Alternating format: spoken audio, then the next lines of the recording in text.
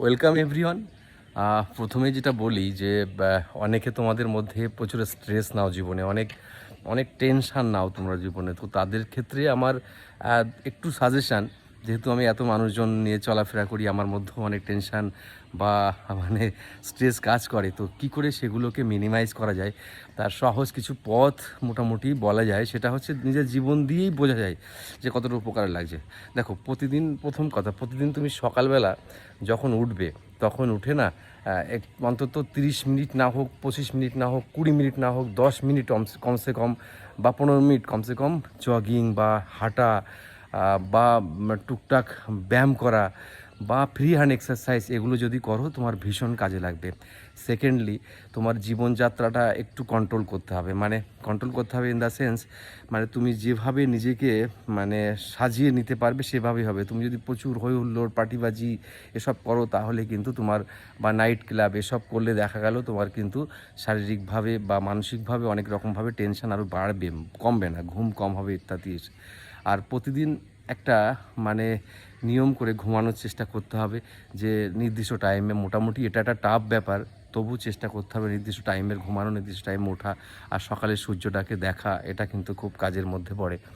তারপরে তুমি চলে এসো খাদ্যাভ্যাসটা তুমি বাইরের ফুড খাও, কিন্তু তাতে অসুবিধে নেই।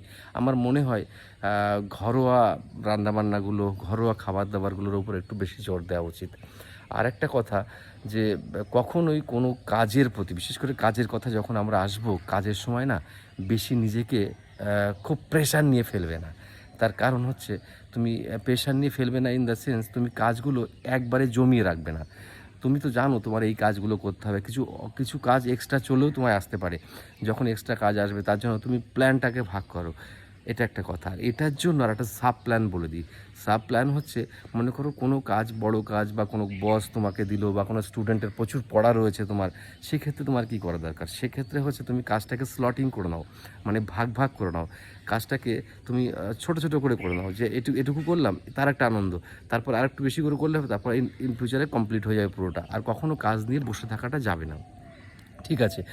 আর একটা কথা, হঠাৎ করে দেখা গেল খুব রাগ হবে মনের মধ্যে, যে এত কাজ দিয়ে দিল বস, বা আমার এত পড়তে হবে, কিছু পড়া হচ্ছে না, কষ্ট হচ্ছে খুব, মনের মধ্যে খুব চিন্তা হচ্ছে। সেই সময় নিজেকে সিম্পল ভাবো, যে তুমি কিভাবে সামনের কাজগুলো করবে, বা তুমি কাজগুলো বেশি না ভেবে শুরু থেকে শুরু করে দাও কাজটা। দেখবে একসময় তোমার কাজটা কমপ্লিট হয়ে যাবে। এই সবভাবে স্ট্রেসটাকে কমানো হয়। তাছাড়া স্ট্রেস প্রতিদিনকার জীবনে কিন্তু বিরাটভাবে মানে আঁকড়ে বসে। এর থেকে বাঁচার মুক্তি কিন্তু নর্মালি খুঁজে পাবে না তুমি। তাই ক্ষুদ্র ক্ষুদ্র প্রয়াস তোমাকে অনেকটা ওপরে নিতে পারবে। একটু জল বেশি খাওয়া উচিত, যদিও আমি সেটা করতে পারি না। জল বেশি খাওয়াটা খুব দরকার।